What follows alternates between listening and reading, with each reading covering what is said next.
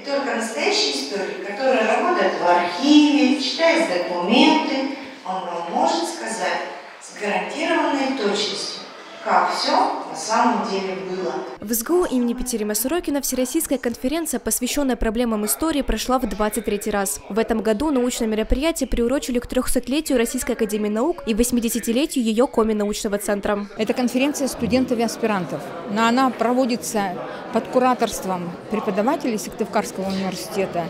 Я думаю, что она будет очень полезна в плане получения какого-то опыта публичного выступления, представления своих научных изысканий и в то же время налаживания контактов, научных контактов, профессиональных контактов. Принять участие в конференции решили около 60 докладчиков. Подключились к дискуссии не только студенты Института истории и права, но и представители других вузов страны. Одни выступили дистанционно, другие же специально приехали в Сыктывкар. Посмотреть на ваш город и посмотреть на ваш вуз и посмотреть, что же вы тут такого интересного готовите. Нам необходимо обмениваться историческим и каким-либо другим опытом, чтобы, собственно, повышать свою образованность. Наследие монгольской культуры. То есть это еще пока такой дискуссионный вопрос. На этих конференциях молодые исследователи так или иначе получают шанс как-то поделиться своими научными изысканиями, получить какую-то ответную реакцию от коллег, от преподавателей. В рамках конференции организовали 6 секций. На них обсудили вопросы зарубежной и отечественной истории, а также темы педагогики и региональных исторических событий. Как отметил модератор секции «Актуальные вопросы методики преподавания истории в школе и вузе» Назар Попов, спикеры принимали активное участие в обсуждении докладов.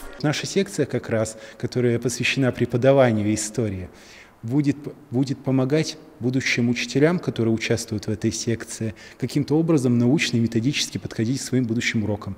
У нас сегодня, кстати, было очень много интересных обсуждений по поводу уроков. По итогам конференции на каждой секции выбрали лучшие доклады. Награждение победителей и призеров состоится на гала-концерте в честь Дня историка. Пройдет он 6 апреля. Софья Мальцева, Полина Холодова, учебное телевидение СГУ.